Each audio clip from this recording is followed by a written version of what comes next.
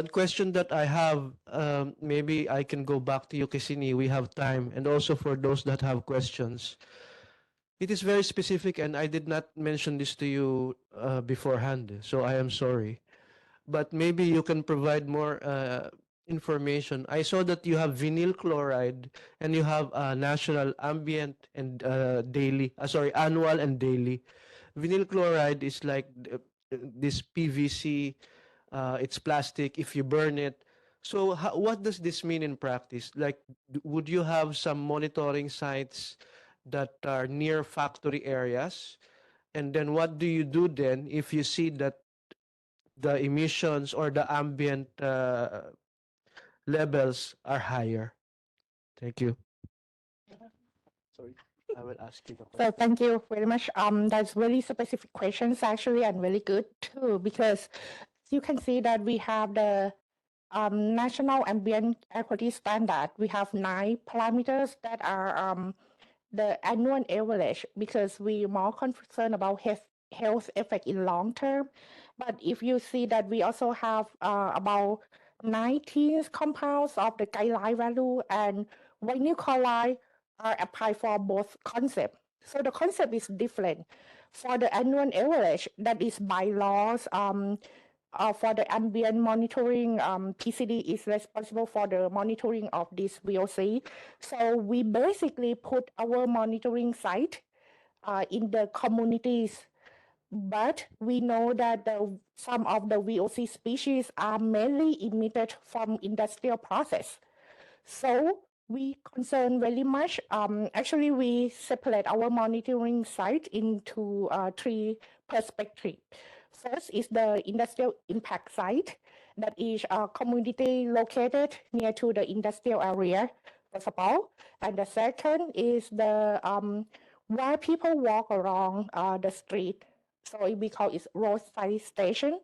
And also we have the general area, which is maybe represent the residential area or even the governmental office area.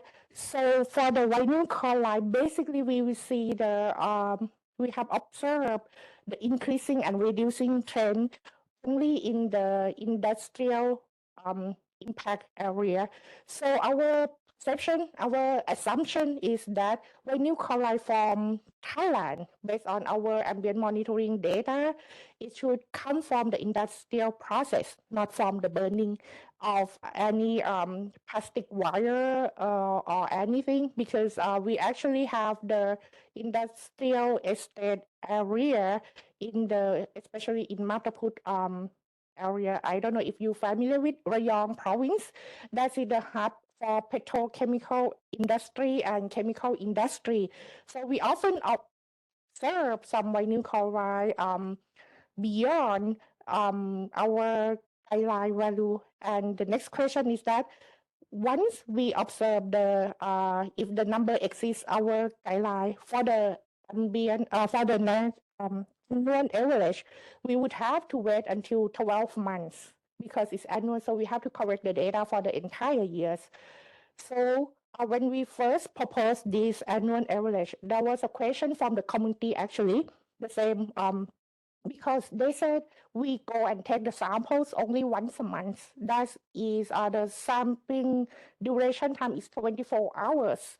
So every month we get one data, and that one data represent the 24-hour sampling time. So that data, one data would compare to the guideline 24-hour average. So when because we may be different from the Philippines practice though, because we use already US EPA compendium method TO14A. So we have to take our sampling canister and then go out to the field, collect the sample and bring it back to the lab and then analyze for the compounds. So once we get the data every month, for example, if this month, actually last month, because it's gonna take us about 15 or 20 days to see the result of the sample that we collect. So when we see that not only vinyl chloride, for example, any compounds that exceed our guideline value, that 24 hours average, we will issue official letter from Pollution Control Department to the people at the local organization. For example, we have the monitoring site in Rayong province, and if any of the monitoring site that near to any industrial estate, because we know the area of responsibility agencies, so we issue the letter to tell them that from our observation, we see that this parameter is exceed the guideline value, so please take action on this locally. So basically, the people at, for example, Department of Industrial Work, people from the industrial estate will go and back to the factory because they're supposed to know every of the chemical used in which factory. So they will ask, so what wrong with the process, what's wrong with the system on this specific day. And I would say that most of the time we would know because sometimes it's because of the malfunction of the industrial process. So I would say 70% of all the sampling time we would be able to identify the source of this exceeding the guideline value. So that's how we manage. Thank you. Thank you very much. I think let me ask the crowd if you the participants if you have any questions in the room. Okay, maybe we have first the lady at the back. The big step of changing the standard for the particulate matter. I know this is hard, but my question is, we've heard in the morning session that you have a warning system for the PM 2.5. Is it the same threshold that you're using for the standard, or it's a different one to issue the alerting system? So for the the PM? warning system, I think you are talking about the air quality index. I'm sorry, I did not attend the morning session. Do they refer? Usually we refer to air quality index, but anyway, for PM 2.5, the air quality index and the PM 2.5 concentration are actually the same number. So the warning system Yes. is actually the same threshold the that same you use for threshold. the air quality index you're Yes. applying. So the warning in Thailand, the warning system in Thailand then will be alerted after 37 microgram per cubic meter. Yes, that's right. For tomorrow, though. That's too low. Tomorrow, yes. Tomorrow, the warning system, actually, the yellow color, which is warning people that, okay, this is PM 2.5 it's already exceeds the standard, it will start tomorrow morning. That's too low. Yes. Okay. But it's still higher than the WHO guideline, but True, it's the still interim 3. third interim target. Yes, Yeah. yes. But Yeah. it's still Yes. compared to our countries, it's considered low. Yeah. So everyone just pray. They are more courageous. Yes. And wish me good luck. Dr. Kao, sorry, maybe we have the panelists. Okay, Professor Kim Wan, please. Thank you. Thank you very much for bringing this very important topic on VOC. So this is also one of my interests for a long time, though we actually did a lot of emission inventory, simulation, ozone air quality, and really want to see how the VOC change impacts ozone air quality. We did not look at the secondary organic air zone though, so I think that will be future. But also congratulations, Thailand, because you are really very much advanced in, say, in ASEAN in terms of the air quality management, especially for the standards. And VOC standard is one of the first in ASEAN countries in Thailand. So for your talk, you talk about you have 24 hours. I also wonder about that 24 hours in 1 month, and then it takes the method. It takes 20 something days to get the results, Yes. and then you go back to check what was wrong. Yes. So the challenge here is not the timely Right. addressing the issue, because it may not be that day that we have high VOC. It may be another day. And if that day it happened for 5 days, and you take it like more than 2 weeks Yes. to respond, and that may already impact. So what do you think in the future, the direction, how can we improve that, the data flow Yes. and data quality data quantity in this case. Thank you. Oh, thank you very much, Professor Kim. Actually, we are realize that it's gonna take some time for in terms of equity management. I mean, basically, we should know the concentration on almost real-time basis in order to tackle the problems. So for VOC, this is according to the sampling and analysis method that we developed at the first hand. But in terms of emergency responding, we also have start our online or continuous analyzer also in some of the station in some area, for example, in the industrial estate area and on the roadside of Bangkok. So hopefully we can utilize all the continuous monitoring as a real-time response. But so far, according to the standard, we still have to stick with this TO14A. And you perfectly right, Dr. Kim, about your suggestion, because the concept of having 24-hour average is according to the sampling duration time. So we put our canister on, for example, 8 o'clock today, and then tomorrow we take the sample at 8 o'clock. So the sampling period is 24 hours, and then we back to the lab. So that entire volume is representing 24 hours. And the reason why we only do it only once a month, of course, is budget limited and human resources, but we put that behind because everyone know that. But in terms of technical perspective, because we are looking at the community impact.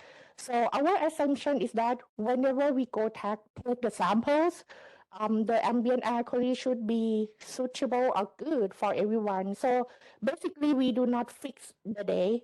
We go to take sample, we randomly fix the sampling date. So our perspective is that it's supposed to be good all year round. So whenever we go take the sample, the concentration should be acceptable. So to this day, still some problem some conversation have to be carried on. Thank you very much, Dr. Gisini, for saying that. Sorry, we take 5 minutes extra before coffee. Thank you, Mr. Bird, Tao. and thank you very much, Dr. Kasim, for your presentation. I'm from Vietnam. I have a question that in your data, mainly you said that it is a PCD monitoring station, right? So I assume it's a national AQM network, right? Yes. So in Thailand, do you have like a private or province or like a facility level monitoring station? And how do you integrate the data? Do you include the data from private sector into this here or not? Thank you. Okay. For pollution control monitoring network, especially on our official website, the Air for Thai, we present the data both from PCD monitoring network. I'm talking about criteria pollutant separately because the continuous monitoring for Bangkok area, we also combine the data from BMA because Bangkok metropolitan agency, they also administration, they also have their own monitoring network for PM 2.5 only. So we can only utilize the data, PM 2.5 data, yes, from BMA and also from PCD monitoring station.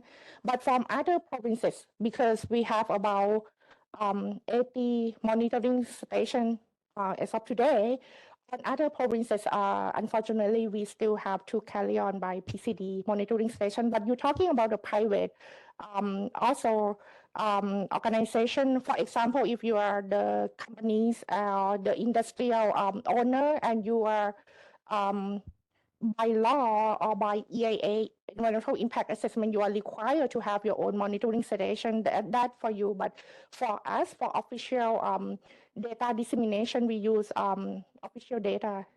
Thank you. Thank you. All right, we have the last question. All right. My name is Arun Kanchan. I'm with AIT. And this is a question for Engineer Jundi. You mentioned the CEMS.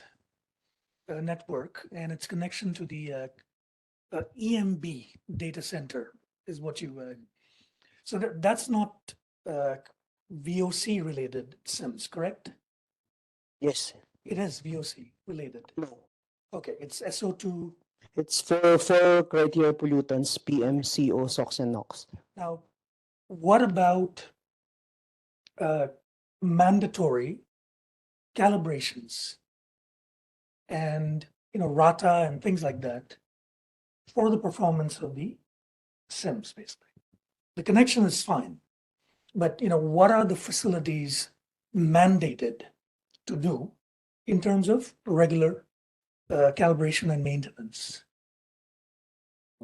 Well, since 2007, there was this DNR administrative order, if I can remember, 2007, that's 22, regarding the guidelines for continuous emissions monitoring and continuous opacity monitoring system, SEMS and COMS.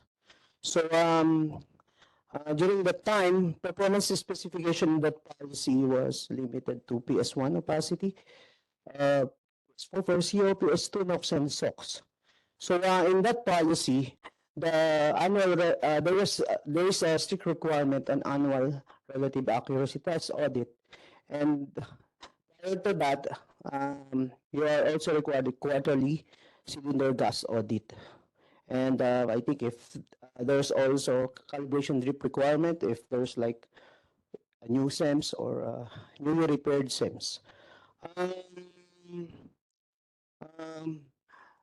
It has evolved in the middle of 2015 when PS11 or there was the evolution of articulate SEMS. So it's not yet in that DAO, but we are requiring the industries to submit PS11. But that specific procedure is quite difficult because it involves actual wet method isokinetic stock testing. Yes, it's very important because in that data acquisition and handling system, I think it's a pandemic policy because 2020-14 was signed in the middle of the pandemic. There is this specific exceedance averaging time that when the system detects exceedance from coal-fired power plants, cement plants, or those petrol refinery, then it will immediately consider it as exceedance, and we will be only given or allowed 24 hours to explain it. Because there's also exemption if it's malfunction. There's three of them. I cannot remember the other one. But if you do not form the annual RATA, that's and the equal footing, same violation. Okay, so exceedance and not performing annual audit is the same violation. So that is how the system works. And right now, there are 60 combination of power plants, large power plants, cement plants, and refinery. And we're at the 91% on the connection stage. It's greater than 25 megawatts capacity or some cutoff, right? Yeah. Initially, it's 100 megawatt and above, but there was another new policy that regardless of the output, as long as your potential to emit 750 tons per year, then you will be required to install SEMS/COMS. Thank you. Thank you. Thank you very much for bearing with us. We will have coffee break now. But before we go, I'm sorry, Professor Mongfan, I said we will have you answer this issue on VOC's contribution to smog and transport. I worked on transport for a long time. Data is hardwired in my mind. When I left Manila, Philippines total motorization sales was 120,000. This was in 2013. Today, this year, even after the pandemic, it's now 300 plus thousand per year cars. So that's one of the major reasons. And these are almost all gasoline.